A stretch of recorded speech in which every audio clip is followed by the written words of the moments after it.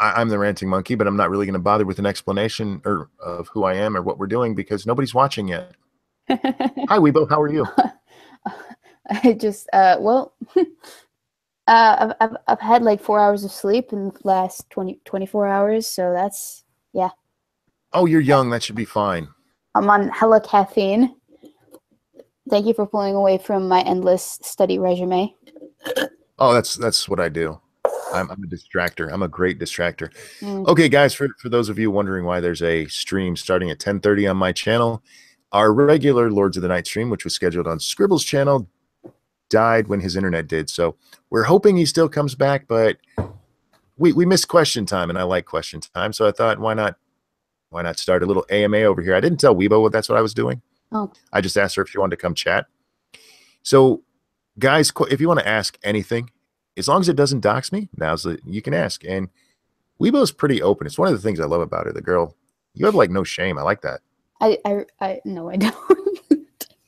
And it's not helping that I am like dead tired on the inside either. So now, are your exams this week? they're coming up. So next Tuesday I have an exam. Next Wednesday I have an exam. Next Thursday I have an exam. And the next Friday I have an exam. So 4 in a row. Yeah. And then I had 4 papers due today and a presentation last Tuesday. So yeah. Does Weebo has a peen? I guess the world will never know. Somebody knows. There's a few people who know. My mom I'm not knows. one of them. My dad knows. My boyfriend knows. There you go. The doctor who helped my mother give birth to me knows.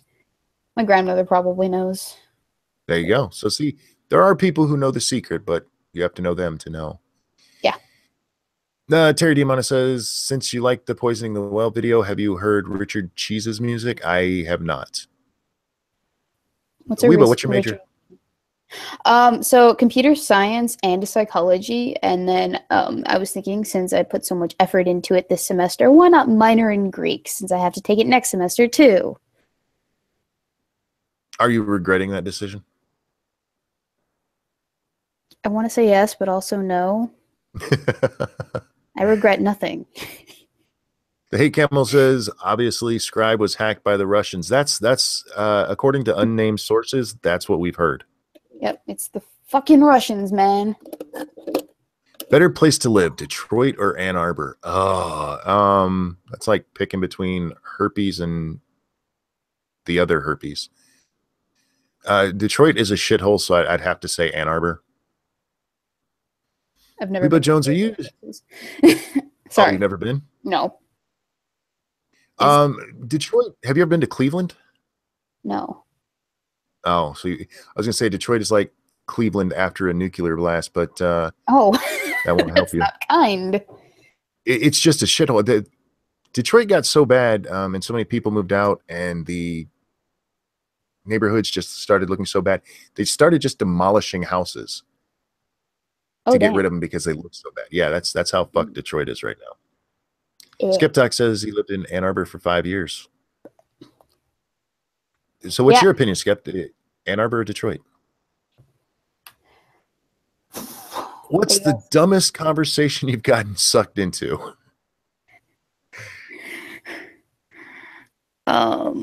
There are a lot of them. Honestly, is cereal soup. That is so fucking dumb. I love it though because it causes such anger in people. But it is a really dumb argument. Any class, any conversation that I've ever had in my human cultures class this semester, probably, because I'm arguing from a perspective of, oh, I have all of these citations and sources right here in front of me. My teacher or someone else in class is arguing from a point of, but lived experiences and feels. What was it you had an argument in class today? What was that one? Oh, no, it wasn't today. It was yesterday, but it was like someone was giving a presentation on the gender, not gender, but on women in the workplace, because we were supposed to do some topic that related to anthropology, you know, so obviously you go for women in the workplace. Indeed. So it was a group of about like 6 people, and one of the presenters brought up the James Damore Google memo, right? And she goes through it and she says, because they'd made a point all this time about how people did against women in the workplace because of this, this, and this, and this, or whatever, and they're totally unfounded and totally sexist, and it's just all a big conspiracy against women or whatever. The girl, she brings up the memo, and she cites a portion of the memo that states that the reason there aren't more women in management and tech positions is because Damore cites of biological reasons, one of those being that women are more neurotic, which, and then she's like, self-explanatory, how sexist, how obviously unfounded. And then I pull up the study in class, and I was like, but there are actually studies that support this. Women do tend to test higher in terms of neuroticism, and this shouldn't be a point of contention because it is true. Well, and then someone decided to tell me that I was victim blaming the women. How are they victims? I know. Well, oh dear God. Okay, I did tell them we would ask or answer questions, so I got to get back to this here. Let's see. Weebo, are you able to see individual molecules down there? Yes.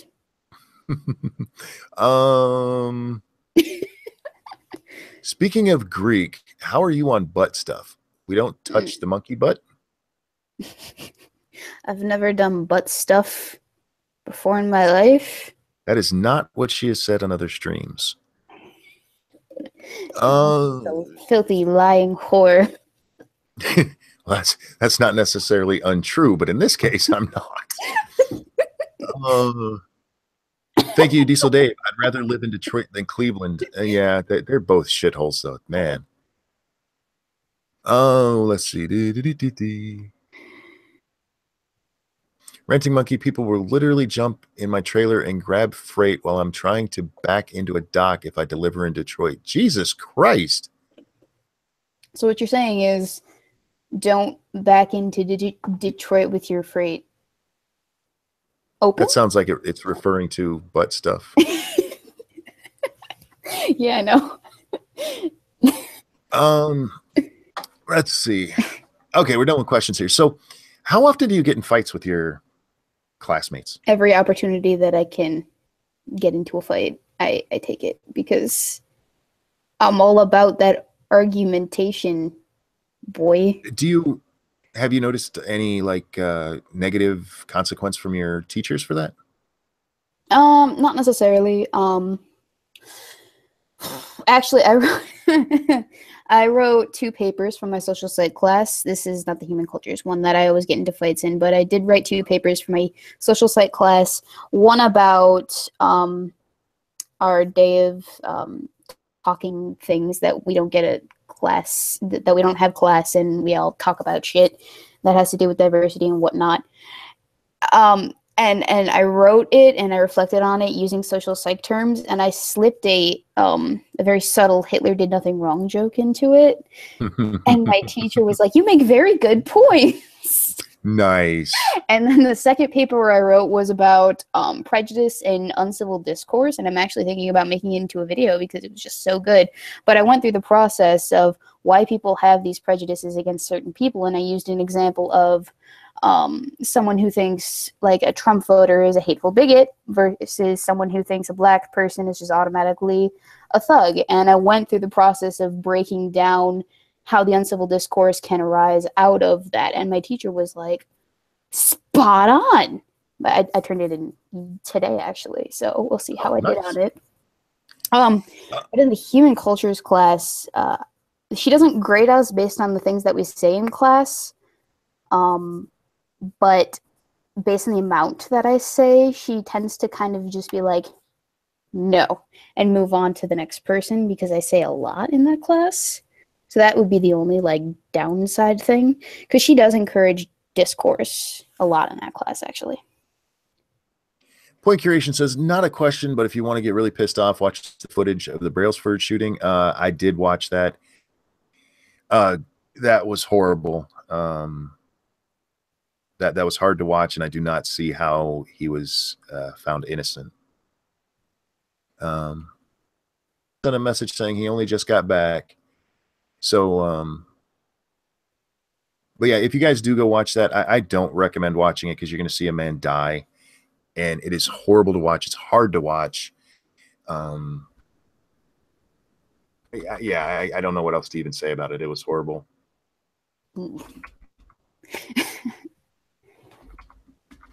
Yeah, no, death is not fun to see on screen, even when it's in a movie.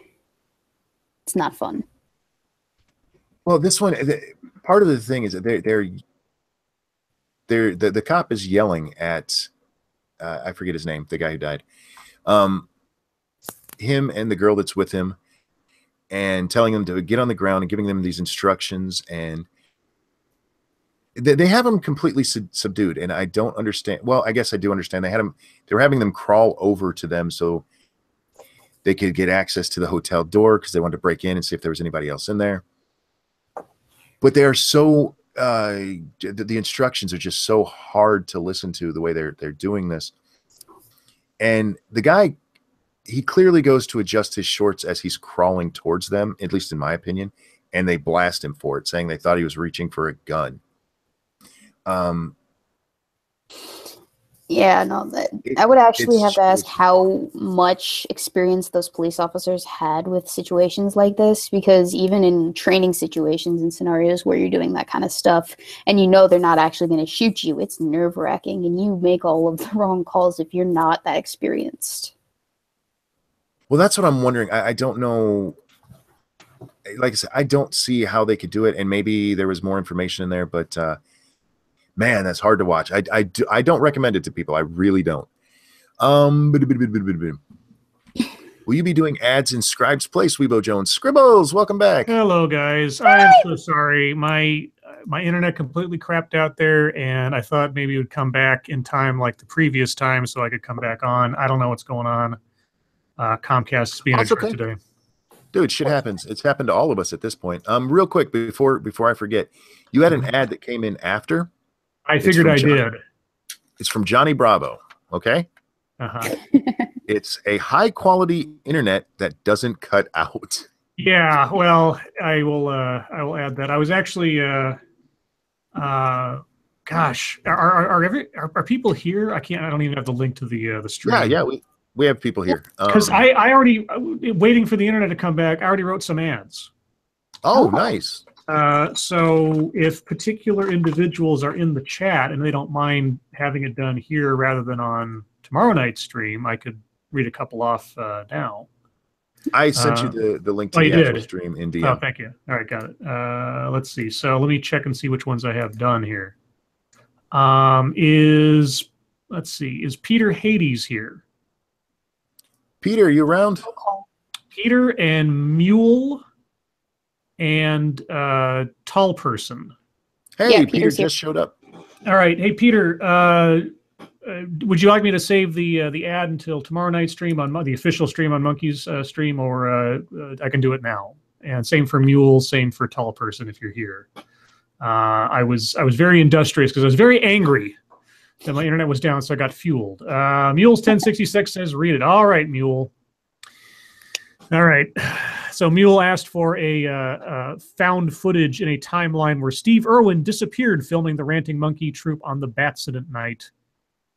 I have to do a cheesy Australian accent. Yeah, that should be good. So thank goodness that... Crikey. Yeah, Mara Jane and SDA aren't here, else otherwise they'd probably get shit for this. On this week's special episode of The Croc Hunter, see the last known whereabouts of host Steve Irwin as he goes on the hunt for the rare northern squeaky bat. Unfortunately, Steve finds himself barging in on a family of ruthless, violent monkeys who have captured the bat, and the alpha male is set on snapping it in half. And when the monkey spots Steve, well, that's where the mystery begins. Find out if Steve made it out alive or had his nipples twisted off by the rabid female. Next time on The Croc Hunter. Crikey! Nice. Real quick, in the chat. Shit. I'm sorry, what'd you say? I was talking over you there. Sorry. I said the ad was good, but the accent was pretty shit. Sorry, well, Scribe. I'm not Australian. I'm not Australian either, but I can do a better job than that. Oh, fine, whatever. Real quick, Terry Demonis asked if SDA will be rejoining us. No, when we realized Scribbles probably wasn't coming back, she went to bed, and that's why Weebo joined in. Peter said okay to read his. All right, so Peter asked for a Hollywood Rehabilitation Center for Sexual Assaulters. Oh God, the name for this. All right. Are you a famous celebrity or politician caught up in the wave of sexual assault allegations? Are you in need of fuel for a sympathetic and heartfelt redemption of your reputation? Here at the Tinseltown Center for the Touchy-Feely, we strive to give our patients every opportunity to hide from the prying eyes of the media and law enforcement so that you can live out your exile in comfort. We offer one-on-one counseling, daily health spas, and even an acting coach to help you keep your skills fresh, as well as to prepare for the inevitable press conferences. The Tinseltown Center for the Touchy-Feely. We're reaching out to you because you reached out to her. Nice. Why was that not gender inclusive, Scribe? Her? Just her? No, just her. Oh yeah, Kevin Spacey, dude. Oh, that's true. That's true. I'm a homophobe. You're gonna be on my next hashtag. Everything is sexy. Is Tall Person here? And if Tall Person is here, I got one for him. Although it is the first in a series of 2 movies about having sex with zombies, so maybe I should wait on that one. But either way, well, you can always do it again tomorrow. It's true. Richo says, "Ranting monkey, get fucked, cunt. Tell your mate that doesn't sound Aussie at all." Okay, you're roboting.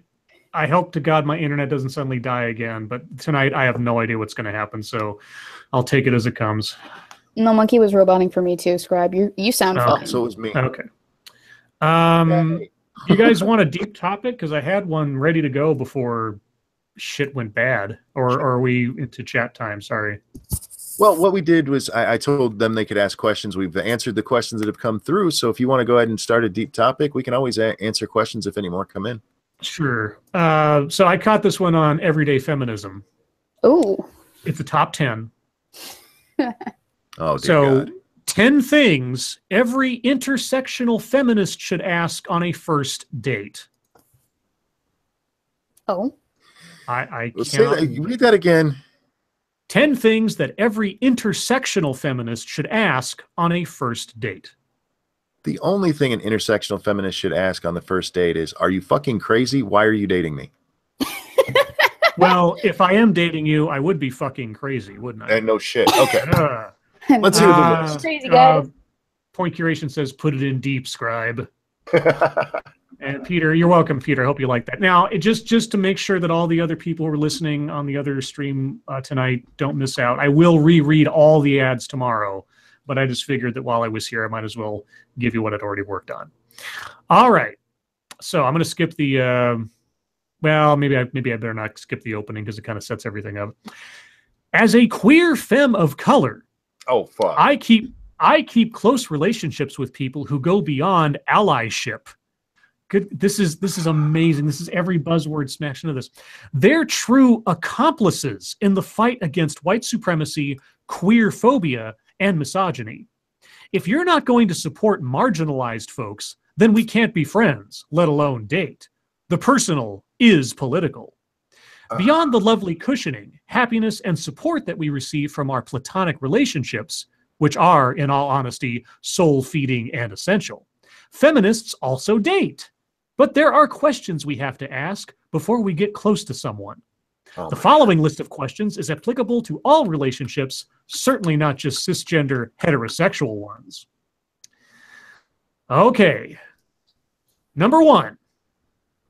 Do you believe that Black Lives Matter? You're asking this on a first date?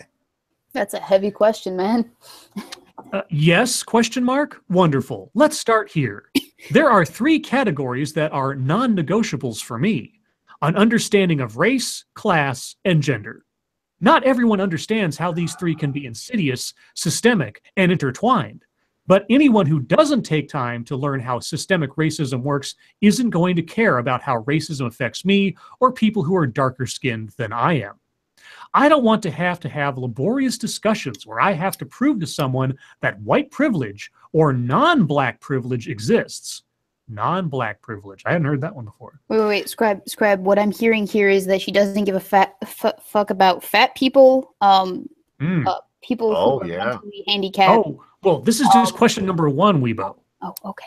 I mean, let's give her the benefit of the doubt that we're going to get to all of the intersectional topics in only 10 questions. And just from this first question, if this is how feminists are talking on their dates, I understand why they have so many cats. No. Intersectional feminists. Very specific. It's not radical feminists.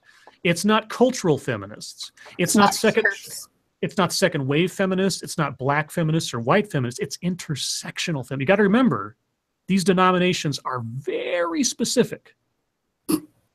And they don't intersect because feminism is one definition. A serious question. Is this sex plus feminists or sex negative feminists that we're talking about? We'll have to. I wonder. I guess we'll find out. Let us know. Okay. Number two. What are your thoughts? This is a first date question. Remember, what are your thoughts on gender and sexual orientation?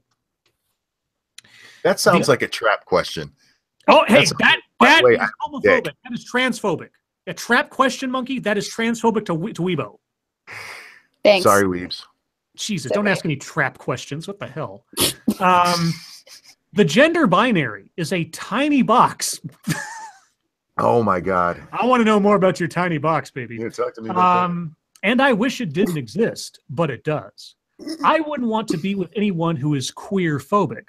One of many important elements to dismantling patriarchy is to abolish gender roles, as well as the limited understanding that we have about sexuality and gender itself. I can't imagine being with someone who is transphobic.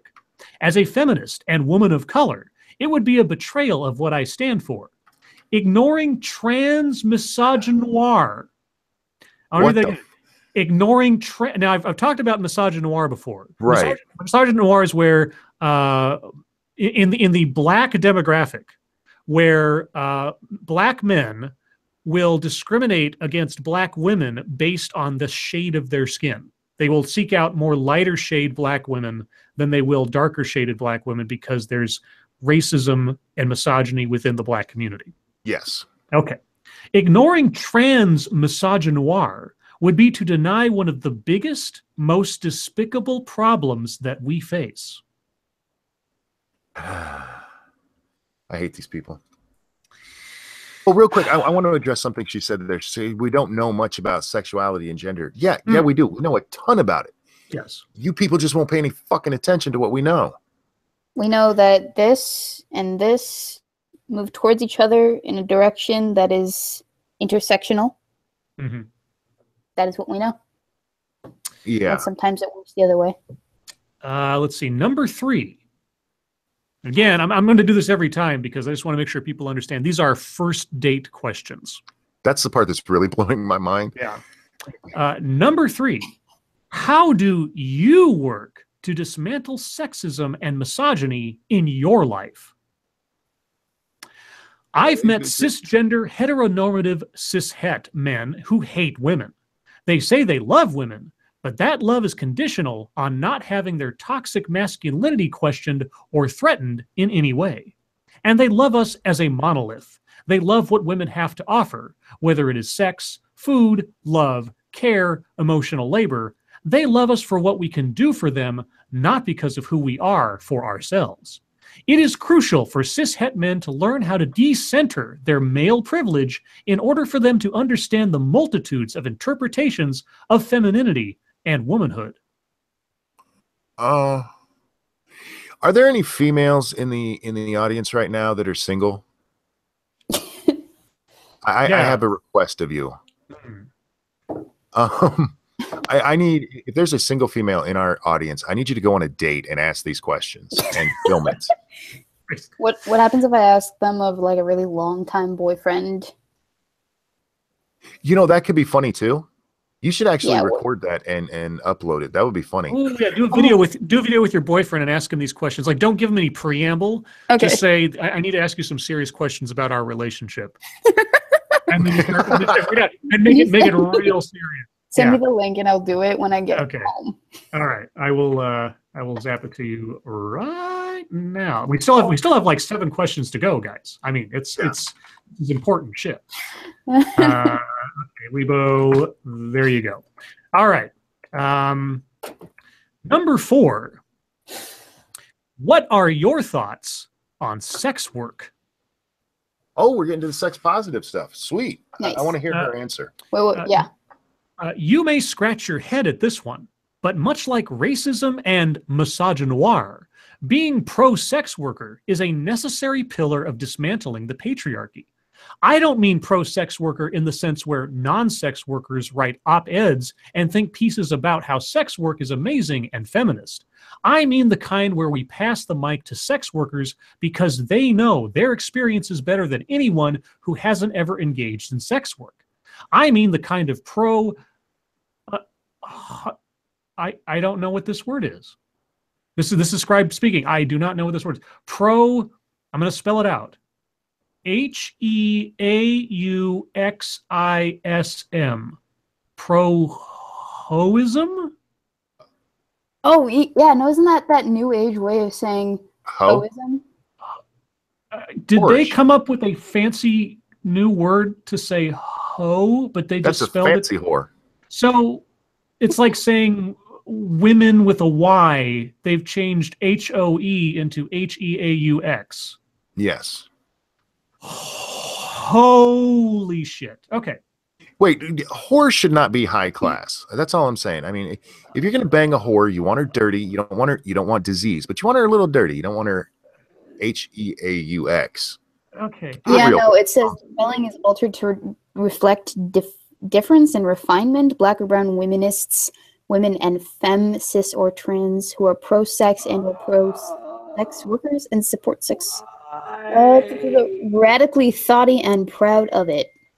Gotcha. I don't bang hookers, but if I did, I'd want a call girl. That's all I'm saying. Okay. I mean the kind of pro-hoism where you understand the labor of sex workers of color, especially trans women of color who engage in sex work, because their experience and knowledge is crucial to understanding the oppressive structures of our world. So black hoes and black hoes who dress like women and have dicks have a special knowledge of being a hoe. No, a special knowledge of not only that, but of the oppressive structures of the world, all the oppressive structures of the world. Hey, okay. Hey, prostitution is empowering. I'll have you know. I've read the studies. Yeah, read the studies in quotation marks where Weebo's got her own corner. Jesus. Oh, whoops! Did I say that out loud? Shit. No, I didn't at all. That's just my way of being hoist. For the record, I'm pro ho. That's all I'm saying. I'm HEAUX. I gotta use that in a video title at some point. When I come across a video that has anything to do with this, oh, you know what? I gotta use that in a Christmas video about this and call it like ho ho ho. Oh, there you go. Wait, no, but you got to do it with a special spelling now. Yes, well, no, exactly the special spelling because then the algorithm won't, spot it. I don't think. Duh. Thank you, Pat. Got to have that virtue signaling tokenism. Well, thank you. And I say thank you like it's a super chat. There wasn't a super chat, just Pat being awesome. Okay. Oh, wait. No, I misread this. Okay. Number 5. Sorry. Is a first date really a good time to bring up whores? It depends. Did you pay for the date already? Well, yeah. Number 5. Are you a supporter of the BDS movement? Now, when I first read that, I thought, well, if you mean what because I thought it meant bondage, domination, sadomasochism, like BDSM, just without the M. But no, that's not what BDS stands for. BDS stands for Boycott, Divest, Sanctions, an effort to end international support for Israel's oppression of Palestinians. I grew up with, and I'm not even kidding, I grew up with, go ahead. I'm getting way too excited about this. I suppose that's a great question as long as your date isn't a Jew. I grew up with Jewish, Israeli, and non-Israeli friends and Palestinian friends. Before even understanding how power and oppression worked together, we understood the trivial hatred that colonized and put in constant danger the lives of Palestinians every single day. Eventually, I learned about apartheid from a theoretical perspective, and I began to understand the terror, trauma, and stress of having everyone you love and care about get killed simply because one nation has the military backing and power to destroy your land for them to settle on. Being pro-Palestine is not the same thing as being anti-Semitic. I shouldn't even have to express that, but being pro-Palestine and BDS is a necessary part of intersectionality. She's a fucking neo-Nazi. Pinkala told me to check my Twitter. I did. Which one am I looking at? Is it the curing hoism one? Oh my God. Well, you know, according to Richard Gere, how you do that is put a ring on it. There you go. There you go. Uff Dude wants to know who wrote this article. This came from Everyday Feminism, right? Yes, the author is Lara Witt. Lara Witt, Larawittt. This, according to the link on Everyday Feminism, this is her first article for the site. I can imagine that. Oh, sorry. This article was originally published on Wear Your Voice, WEAR, Wear Your Voice, and was republished here with the author's permission. Is there a picture of Lara somewhere? Thank you, Point Curation. Have a good rest of your stream, guys. Have a good night, Point. Guys, we're running past our normal time. We'll probably get through this. Scribbles, you don't work tomorrow, do you? No, I don't. So we'll go until one of us gets bored. How about that? Okay. Yeah, I don't work except for writing ads, but that's fine work for me. There you go. Okay. Oh, sorry. Go ahead. I do have a question, and I want you guys' opinions on this. Typically, and intersectional feminists definitely like to talk about the indigenous peoples, right? You know, the American Indians, the Aborigines in Australia, you know, they're all for their rights and stuff, and we're on their land. They like to tell us that. It is undeniable in history that the Jews were in that region before the Muslims. Am I wrong on that? I don't think so, but I know very little about the whole conflict. Yeah, I'm not a history major, so it just seems to me that it's the Jews' land, and yeah, the way that they ended up getting it after the war and everything was kind of fucked up. But you should be on their side. You should be like going, this is the Jews' land. The Muslim or the Palestinians should back the fuck up. The Palis are not all Muslim. Yeah, I know they're not. And then to BDS on the simple basis that they're Jewish, right? Boycott, divest, and sanction, specifically against Israel. Now, if you're talking about the government of Israel, you could make the argument that you're not talking about being like against Jews. You're just against the government of Israel. Now, that is a fair distinction. That is a fair distinction. So if that's what she's talking about, that she disagrees with Israel's policy and military action against Palestine, that is a point that is legitimately something you could argue. That I'm not gonna oppose that. But this stuff about intersectionality and being pro Palestine and BDS is a necessary part of intersectionality. I bet there are a whole lot of intersectional feminists who are pro-Israel. So this is some kind of no true Scotsman shit right here. Not that I really care that they're fighting amongst themselves ideologically, but I still find that interesting. Real quick, Bad Boy, this is completely off topic. Bad Boy 2KXXX says, Ranting Monkey, we all need to find you a dirty midget call girl. And guys, I just want to say I support that message. Now you got to do your Bill Clinton voice when you say that.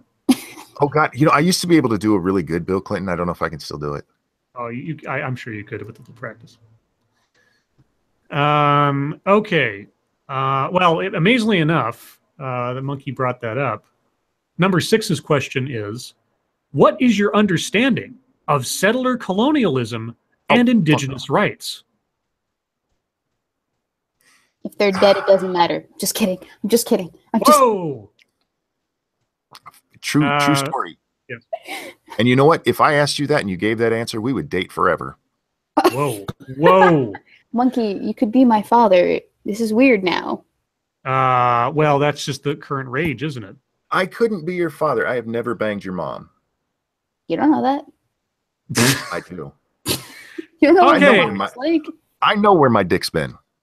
Next time on As the Monkey Turns. I didn't grow up in the United States. I was raised Wait, did you just snort?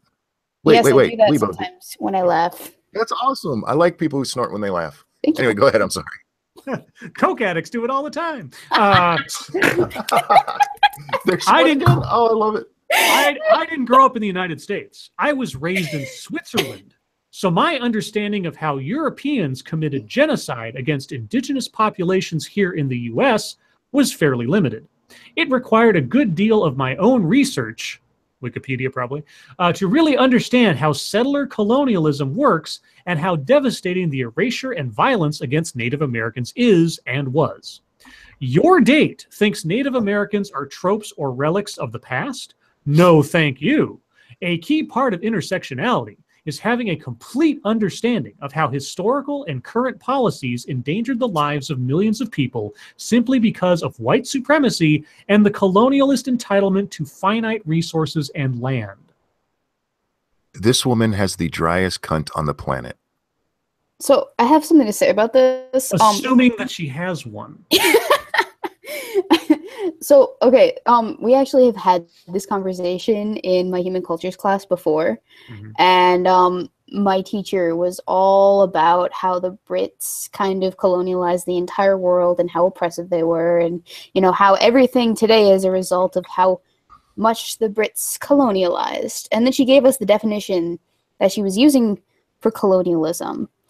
And basically, the definition she gave for colonialism could have just as easily doubled for any invasion regime, like in history. So, like the Roman Empire, for instance, the Persian Empire, for instance, any empire, for instance. And I pointed this out to her, and she's like, "Oh, those don't count." And I'm like, "Why?" And she did not give a very satisfactory answer. Color me surprised. Let's see what's next. Okay, we're on number 7. Again, I'll say it again. First date question. Do you think capitalism is exploitative? Anti-capitalism, especially in the US, is imperative if you have an understanding of systemic racism and I'm going to try this again. Anti-capitalism, especially in the US, is imperative if you have an understanding of systemic racism, the prison industrial complex, the 13th Amendment, and exploitation. Just exploitation. Capitalism, for one, teaches us that we are only valuable if we produce capital. Exactly. Babies are not valuable. If you do something that oh my God, if you provide a valuable service, that's I hate people.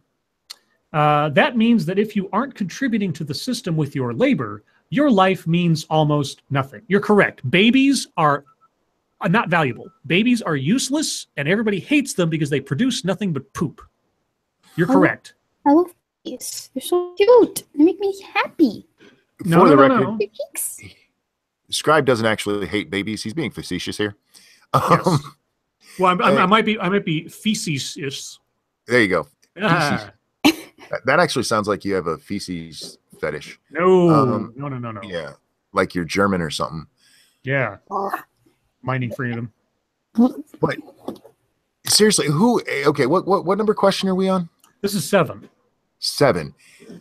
By this time, if the guy is still at the table, feminist, you don't want to date this guy. You're going to end up in a news story about a male feminist who killed someone. And like another question, do you just read these off of a list right before you actually begin the date, or is this brought up casually within conversation, or how is this done? I'm really curious. You pull a laminated card out of your purse. Well, yeah, no, the picture accompanying the article would suggest you do this on the date, like you've already started, like you've gone on your first date, and this is what you're sitting at the dinner table, and this is how you have your conversation. Yeah, but how do you? I think what she's getting. How do you remember the questions and everything? Because well, these are a true intersectional feminist they already know it. has memorized them. Yes, because these are the most important things. These determine whether or not your date is going to intersect with you ideologically. There's been people in chat begging for ducks. Guys, if I had OBS, we'd be looking at ducks already because this is making my head hurt. Oh, God. Okay. If your date says they're date questions. Yeah. If your date says they're anti-fascist and part of the resistance, but they're cool with exploiting labor from communities of color and they support the school to prison pipeline, then there's a good chance they'll only value you for your ability to nurture them without any reciprocation. Wow, she does not have a good opinion of men. You know what? I do exploit labor from communities of color. I have occasionally listened to rap music. Oh, me too. Me too. I know. What? Oh God. Okay, number 8. How would you get an erection after this line of questioning? You try really, really hard to not look at her. If allyship makes you hard. Oh my God. Oh, what's next? Number 8. Anything else? Oh God. Number 8. Can any human be illegal? Oh, fuck you. We live on a tiny planet with land and water within a galaxy surrounded by a universe with an inconceivable number of other galaxies and planets. Yet here we dictate where we are and who is allowed to be where we are. It's mind-boggling that borders are even a thing. So to call people aliens or illegal immigrants is so inhumane and despicable. White Americans stole this land, colonized this land, created so many borders, pushed out, killed, and enslaved people of color, and somehow they have the audacity to claim that this land is theirs and that black and brown immigrants are stealing their jobs, land, and homes. Miss me with that bullshit. Yeah, I bet she locks her door at night. I bet she doesn't mind that fucking border. I kind of want to date her. Well, I bet she has a Twitter. Actually, simple trolling reasons, Monkey. Well, okay. As she's doing this, like by number 7, I'd like to be like rubbing my crotch slowly, looking her deep in the eye. I just think it would be fun. Oh, intersectionality gets me so hot. I'm about to intersectional all over this place. Oh, yeah. I'd like to intersect with your intersection. Yes. Let's intersect. Number 9. Number 9. Okay. Do you support Muslim Americans and non-Muslim people from Islamic countries? That's very support them how? Well, let's find out. I can't think of any other religion which has been vilified and lied about more than Islam in a cultural and systemic way. Jews! Yeah, no Don't shit. forget the Polish. Holy shit! Oh yeah, Poles. Don't forget her Are people. Poles a religion? Let my people go. Oh, yeah, they did say religion. Yeah. Well, but the Polak doesn't know that. Yeah, I was about to say, what about Poles? You know, they're a religion. I'm going to become Polish. Okay, Weebo's I am not a me. Oh God. We just need a blood sacrifice and then you're in. Is one of the rituals pole dancing? Oh. You betcha. I am not Muslim, so I will stay in my lane. But I cannot imagine for a second even claiming to be a feminist if I didn't stand in solidarity with my Muslim friends and family, especially now, especially after 9/11. Jesus. Don't waste your time and energy on dating someone who thinks that Islam is inherently violent or misogynistic. Don't waste your time and energy on dating someone who believes in the reality of the text as written. Who's fucking read the Quran and the Torah? Yeah, or yeah. What if it's an ex-Muslim? Oh wait. Instead, read some Huda Sha'arawi or Mona El Tahawi to educate yourself further on Muslim feminism. Why not read the Quran? Yeah, no shit. Why not read the book because that then matters? Yeah. Oh, the hadiths. Why not read those? Yeah, read the hadith about how, what happens when you leave the faith. Yeah. I might make a video on this one because Jesus fucking Christ. I could probably actually go to my local library and grab a Quran right now. Actually, no, I think they're closed. But in the morning. You know what you should do, Monkey? this might be a little bit of a project, but you should do one of your like really bad animations of like you and Lady Monkey at a date, and have her like have background noise of like people in the restaurant or whatever, and the two of you cartoon just kind of sitting there, and have Lady Monkey like record some audio and have her ask the questions, and then have you comment on them as you go. Are you stealing my video idea, Scribe? Well, you can both do different things because monkeys will be a joke and your boyfriend's going to be ambushed. It'll be completely different. Completely different. Completely different. Number 10.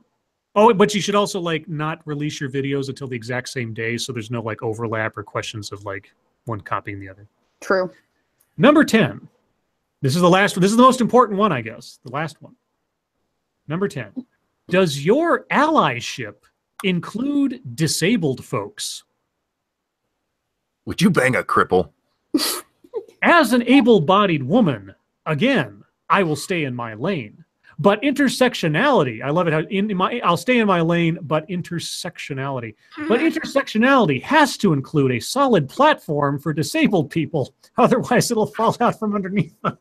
Because they can't reach otherwise. No, that was my addition. Sorry.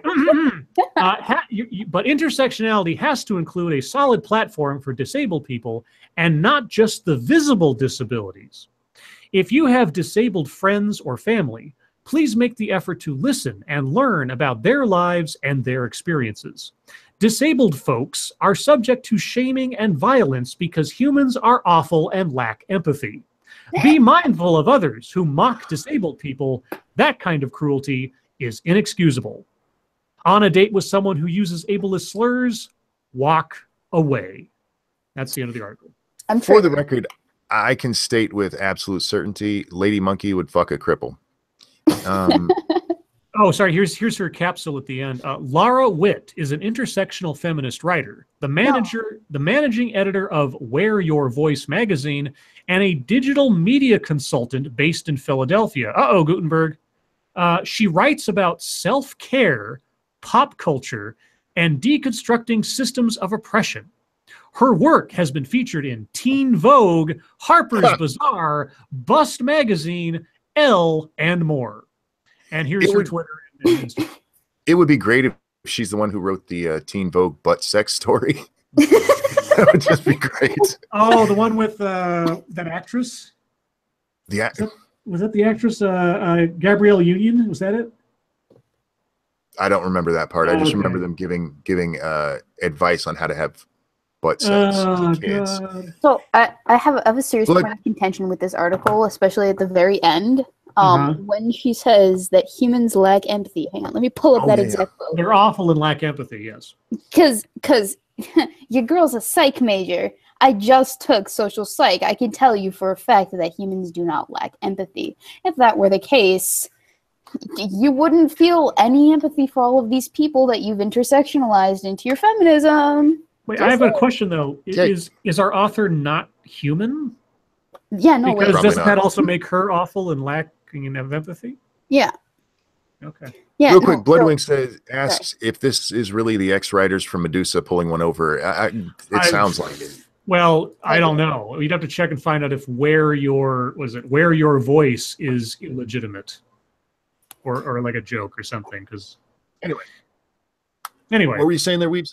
Oh, so I was saying humans are definitely not awful and definitely do not lack empathy. If we lacked empathy, a whole bunch of things wouldn't happen. For one, there would be no prosocial behavior whatsoever. For two, seeing your friend be upset about something wouldn't elicit a response, an emotional response in yourself.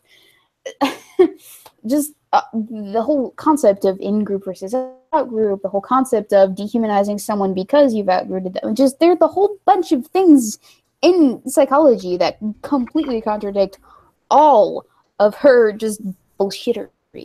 I'm very triggered because she has no basis for this at all. Whatever. I'm more triggered by the fact that she would ask these questions on a first date. You've never asked weird questions on a first date, Monkey? I can't say I've actually ever had a first date. I want to hear testimonials from people that actually followed this advice. I mean, and not just the people who asked the questions, but the people who were asked these questions.